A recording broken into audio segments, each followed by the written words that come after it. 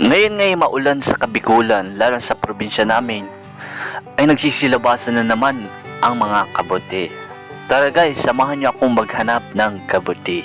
So for today's video, maghahanap nga po kami ng kabote. O sa Bicol, ang tawag namin ng kabote ay ligbos. So dahil ngayon August na, ay nagsisilabasan na naman ang mga ligbos o kabote sa Tagalog. Kaya ngayon ay maghahanap tayo. Let's go!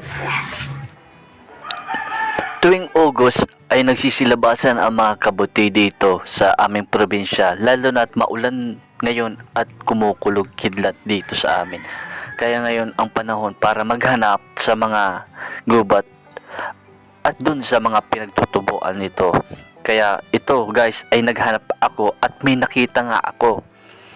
Hindi man karamihan pero pwede na ito dahil napakasarap nitong lutuin at talagang napakasarap at malasa itong kabuting ito. Hindi po ito nakakalason at ito po yung uri ng kabuti na kinakain dahil meron talagang kabuti na hindi kinakain dahil ito ay nakakalason o poisonous mushroom. Pero ito ay sobrang masarap at parang nakakain ka rin ng karne. So, ayun nga, gumamit ako ng kutsilyo sa paggawa nito.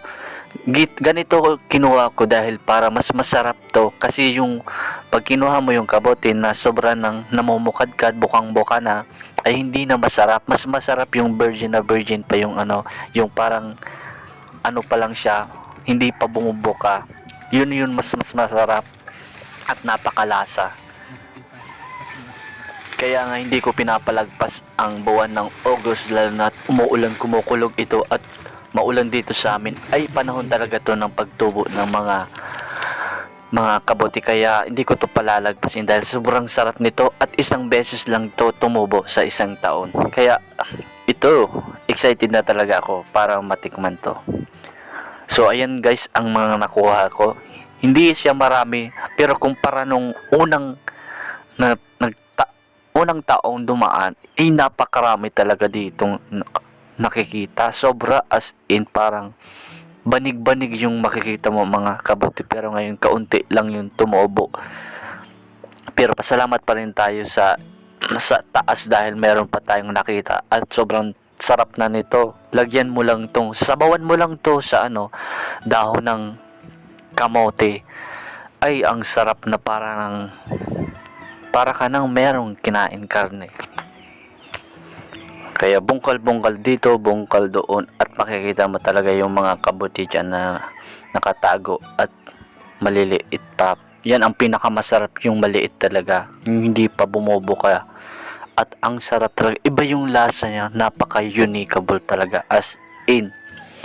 Pag sinama mo siya sa sinabaw lala ngayong maulan, ay napakasarap nito. At talaga naman napakalasa niya. Hindi ko alam kung ano pang ibang luto nito. Madalas naming pagluto nito ay yung sinabawan lang sa or sinigang. Yun lang madalas. Hindi ko alam kung ano pang ibang luto nito. Siguro maraming iba pang paraan para sa pagluluto nito. Pero favorite ko talaga yung sinabawan lang dito. So ayan lamang yung nakuha ko. Kakaunti lamang. So ayan lamang ating videos for today's vlog. Thank you for watching. Please like and share and comment. Oo pa din.